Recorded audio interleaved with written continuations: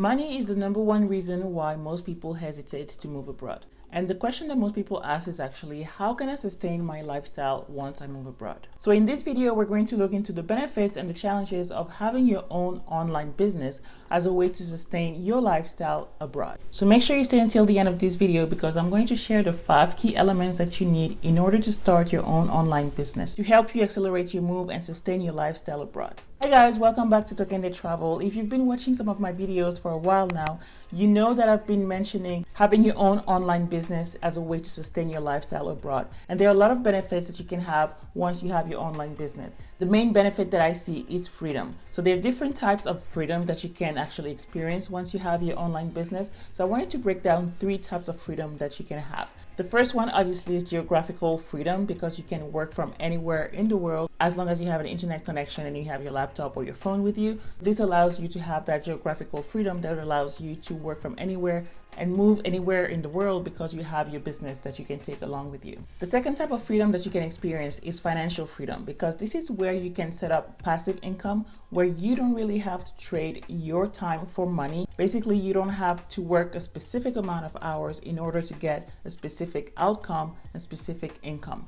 The thing with having your own online business is that if you set it up right, you don't really have a limit on how much you can make, granted that you're not tying your income with the number of hours that you're actually working. And the third type of freedom that I see, and this is a major benefit as well when you want to move abroad, is because your online business is going to give you income before you actually make the move. This is the goal. You don't want to move and then start a business because you don't really know if the infrastructure is going to allow you to successfully run your business at your new destination. That's why you want to be able to set up everything here while you're still in the US or in the West and have your business running, be profitable, and then be able to move with that business. Because when you do that, your move will not even negatively impact your business because your business is already profitable and 100% online. But the truth is that with a lot of freedom comes a lot of responsibilities and challenges. One main challenge that I see when it comes to having your own online business is focus and motivation.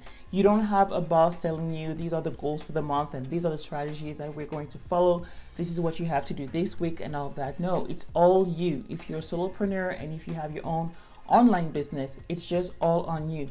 You have to get a motivation to wake up in the morning and do the work, to decide how many hours you're going to work every single day.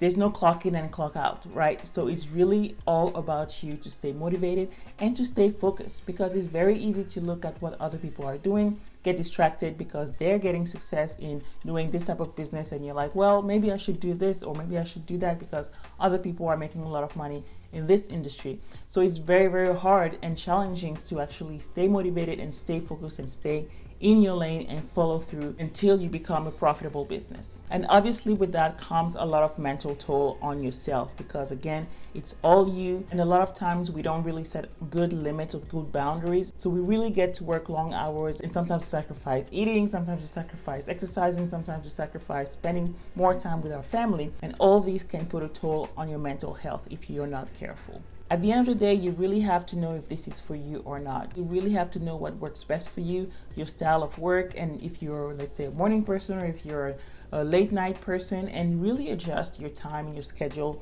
with your family. That way it gets a little easier for you to run your business. And at the end of the day, if you don't do the work, then you don't make money. And if you don't make money, then you don't eat. So there's a lot of pressure on you because you really have to make it happen. It's not like when you're at a regular job and if maybe you get sick or maybe you're slacking a little bit, you're still getting paid the same amount of money at the end of the month, right? But with your own business, it's all on you. There's no backup plan. So if you don't put in the work, then there's no money. And here again, it depends on how you're setting up your business. The more passive streams you can set up, the better and the easier it gets because you get to put in the work at first and then the money can come in without having you to be in it all the time, putting all the hours every single day. So not all parts of your business have to be passive. Ideally, you want to have more passive parts than active parts, but obviously you still need to get some work done. You still need to innovate in your business. Maybe it's recording videos, maybe it's to write blog posts, maybe it's to be on social media, and these are active parts of your online business. So you cannot really have an online business that relies on social media if everything is passive. That it just doesn't happen. So there's going to be some active part in your business, and you have to be really good at that part because your business and your income depends on it. Earlier I said that you want to be able to start and run your business before you actually make the move, but the thing is that even once you move, and even if you have a profitable business, there still can be some challenges at your destination. Maybe it's power outages, maybe it's the access to fast internet, maybe your VPN is not working properly, or whatever the case is, there could still be some challenges. So it's not all going to be rosy and perfect. You just have to be aware that there's still going to be some challenges. The better prepared you are, the easier it's going to be for you. So in essence, starting an online business is pretty simple. I'm going to cover 5 key elements that you absolutely need to have in order to start your profitable business. Also wanted to share that I've been running my own online business for the past 6 years as a content marketing strategist, and I've had a lot of wins, but I've also learned a lot of lessons in my journey. This is a business that I've been able to take with me anywhere when my family was traveling, whether we were going to the beach, whether we were going to Europe, to Canada, to Morocco, or even to Abidjan. I was able to take that business with me and keep working on the business and keep running the business because I can do it all from my laptop as long as I have internet access. So there's a lot that I can share with you about having your own online business and running it from anywhere in the world. But for the purpose of this video, I just wanted to touch briefly on this thing. So it's just going to be an overview, but I have a free masterclass where I go deeper into the details of how to actually get started based on my own experience and the experience and results of my clients. So again, this is a free masterclass. You can get access to it in the link right here, and as well as in the description of this video.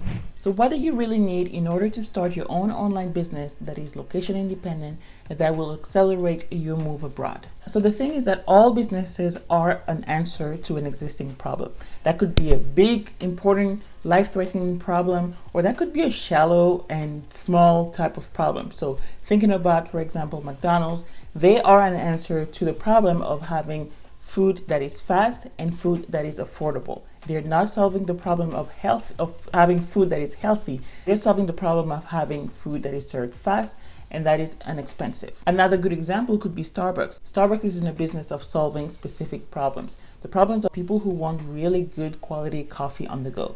There are other places where you can get coffee on the go. For example, McDonald's or a gas station, you can get it on the go, but these are not places where you will get good quality coffee. Now will be a great time to grab your pen and paper because I really want to encourage you to take some notes right now. So the 5 key elements are basically 5 questions that you need to ask yourself. Question number 1, what is the problem? Question number 2, who will you help, or who is your target? Question number 3, how will you help? What is your solution?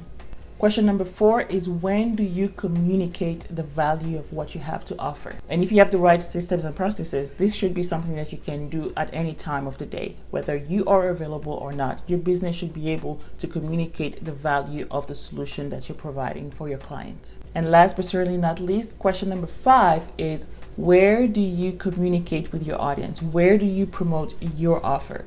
And more than likely for you, this is going to include social media as well as email marketing. You can also add a component that is in person if you want, and this will be in-person networking events. So let's go back to the questions again. Number 1 is, what is the problem? You have to be aware of the problem that you're going to solve through your business. Number 2 is, who you're going to help. The problem might affect a lot of different people, but you have to be able to focus on a specific type of people, a specific niche, a specific segment that you want to target for your business. Number 3, how will you help them? How will you help these people? This is your solution. Is it going to be through a course? Is it going to be through consulting? Is it going to be through freelance work? How is the solution going to be provided? Number 4 is, when will you communicate the value of what you have to offer? Again, this is something that you want to be independent of whether you can actively be there or not. With proper systems in place, this is something that can be done passively. And number 5, where are you going to promote your offer? Where are you going to tell people that you actually have the solution to their problem? And this more than likely is going to be mainly on social media. So again, this was just a list of these 5 key elements that you need to have in order to start your online business. That way you can accelerate your move abroad. But if you want to go into more details, I highly encourage you to check out the free masterclass that I have linked in the description of this video. Again, it's completely free. All you have to do is sign up for it, Just enter your name and your email and you'll have access to the recording. So now that you know the basics of what you need in order to start your online business, I want to hear back from you. Do you have any ideas in your head right now about a potential business you can start and grow right now before you actually make the move? Let me know in the comments and let me know if you have all these 5 elements in place or not, and I can give you some feedback on what you have already and even give you ideas on what you're missing. I also want to invite you to check out the video right here where I talk about the 4 tools that you need in order to run your business in Africa as a digital nomad. You can go and check it out right here. I'm going to link it in the description as well. If you enjoyed this video, you already know what to do. Give it a like, share it with a friend, and subscribe to the channel. That way you don't miss any of my other videos. Until next time, bye.